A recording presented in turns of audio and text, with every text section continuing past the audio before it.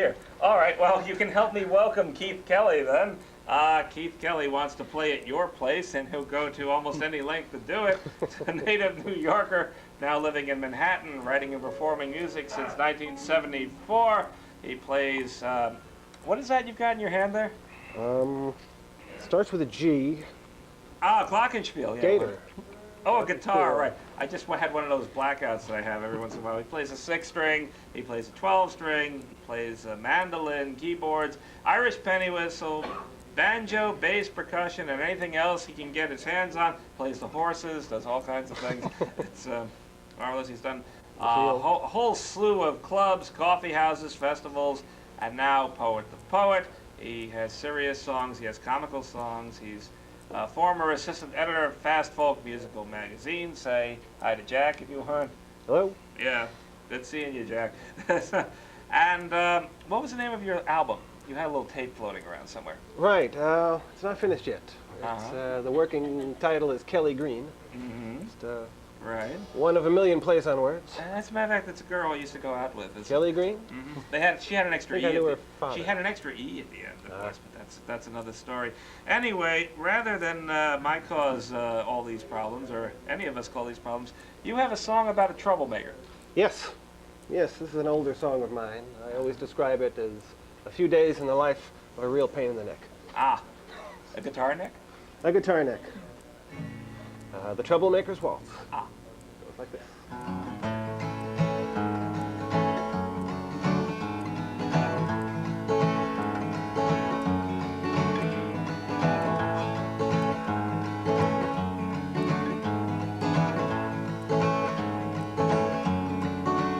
I ran into my ex-boss downtown yesterday by the city hall steps in the rain.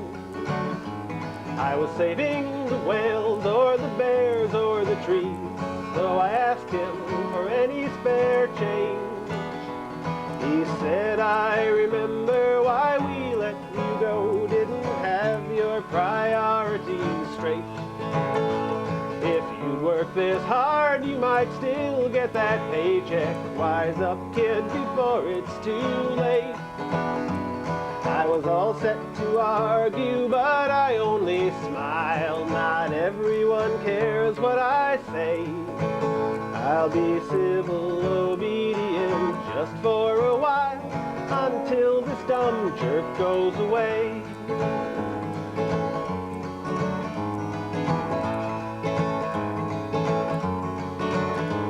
My father's best friend was online before me. We're both getting checks from the States. He said your old man would revolve in his grave if he saw his favorite child's face. I remember the party when you finished college. Your dad nearly busted with pride, till you told him you joined the Peace Corps. Then I could see something collapsing inside. I was all set to argue, but I only smile. Not everyone cares what I say, but my dad always taught me to walk one more mile and let nothing stand in my way.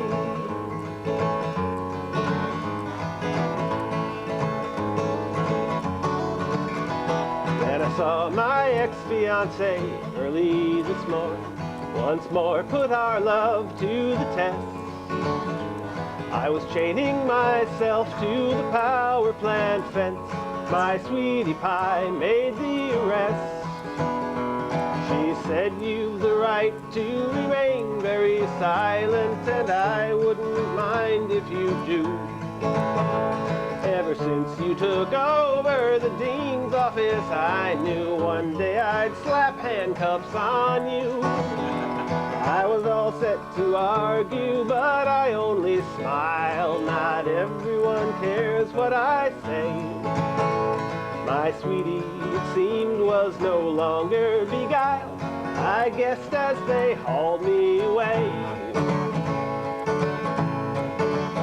In the wagon, I thought, why not give up the ghost, throw the towel in and call it a day.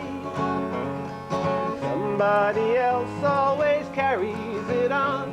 And what's it to me anyway? Saw my favorite professor at Police HQ. He wouldn't give them his right name. He said, I've sure wondered what happened to you. Now I see I've not taught you in vain. My spouse is fed up, she says, you're nearly 70. Is this still your idea of fun? But you can't teach old dogs to pull no more tricks, not when there's more work to be done. Well, I never would argue, I smiled a big smile for someone who cares what I say. Told him, Doc, when we leave here, the coffee's on me, and we'll both live to fight one more day. Yeah, we'll both live to fight one more day.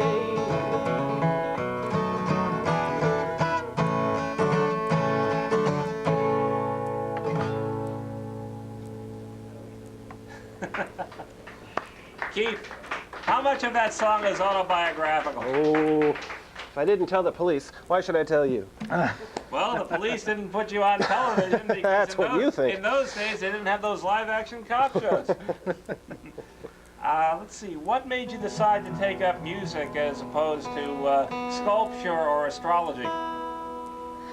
Oh, I don't know. I got my first guitar on my 10th birthday Uh-huh. because my older brother had one, Uh-huh. so I had to have one. And he got his first set of strings on his 11th birthday. Right. Yeah, okay. And I've rarely put it down since. Okay. Okay, I want to make sure we get that other song in. So, I understand you've been having some difficulties lately with a crustacean. That is not a medical problem, folks. That is an appetizer. What about this crustacean? Were you Right, throwing mince well- into the tank in a restaurant? It wasn't me. It was the guy's family. Of course. So he was kind of a human crustacean. This is more of a ballad song, and it's based on a true story, just like a real folk singer. There's a man who lived in Florida, and through some horrible birth defects, he resembled a human lobster. Ah. I won't go into the specifics, but that's what he did. Stop looking at me like that. So he made his living as a sideshow attraction at a Okay. circus, and he was very good at it, Yeah. but his home life wasn't as successful as his professional life, and, well, his wife had him bumped off. Did he take lobsteroids? Was that it? It's probably the only thing he didn't take. Play, Don. His professional name was Lobster Boy, Uh-huh. and this is his story.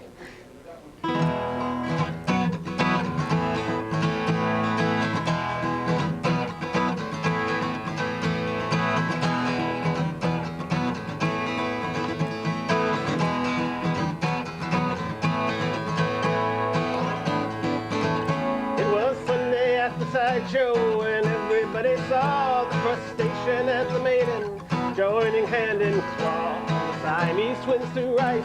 The bearded lady cried to see their lucky lobster boy with his lovely bride. Oh, do you take this man for butter or for worse? He thought he was an entree, but he got his just desserts. Their combination platter went down the drain for real. Their wedded bliss turned fishy, and the lobster's fate was sealed.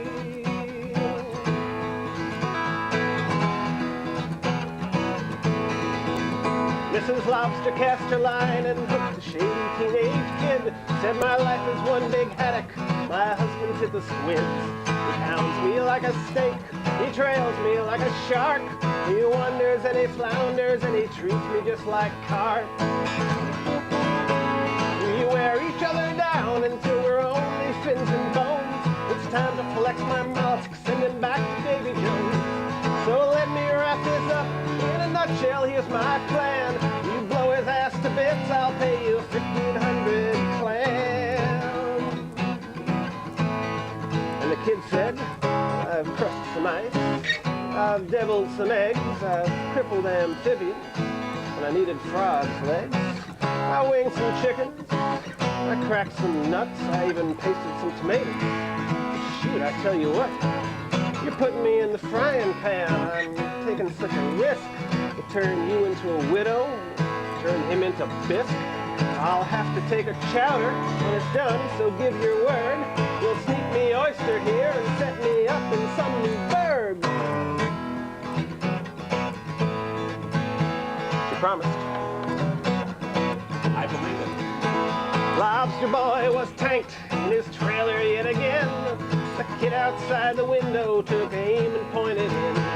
As the lobster drank his beer and the eldest TV's on the fritz, the kid whispered, "Sorry, Charlie," and blew his ass to bits. Then the sideshow sprang to life. The barker called the heat. He said, "Hurry, hurry, hurry," so the kid would not retreat. And they picked up Mrs. Lobster in a bar down by the pier, begging some piranha, "Baby, get me out of here."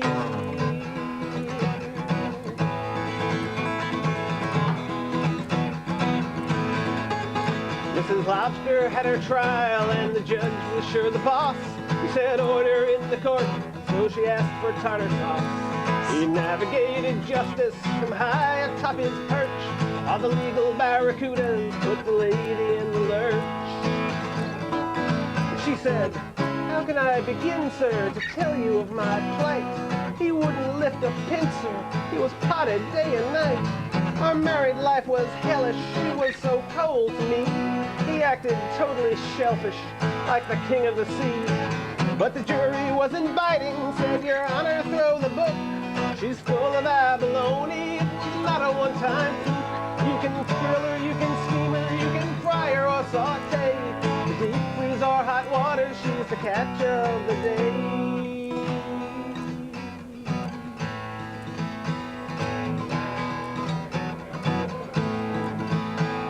Well, the hit kid's 1,500, never made it to the bank. Now he and Mrs. Lobster are deeply in the tank. Her lobster boy, he used to sing and do his pirouettes. There's an empty circus tent and a platter of croquettes. His sideshow friends all missing, the carny's not the same. The midgets and the muscle men still weep to hear his name.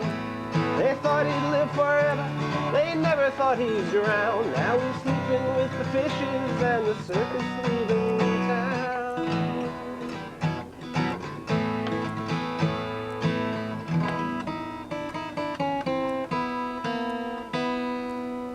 With a seafood lover.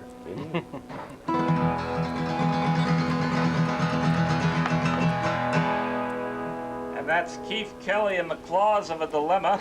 Thank you, Keith, for coming on. Thank you to Anthony Scarpantonio. A quick little poem of something even more annoying than a lobster, the mosquito. Mosquito alights, promoting twitches, takes hearty bites, inspiring itches. You all scratch all night, then require stitches. And so we come to the end of another wild and woolly edition of Poet the Poet, and thanks again to Bridget and Cato and the back fence for letting us make public spectacles of ourselves. Something like that, yes. And we'll see you next time on Poet the Poet. Arrivederci.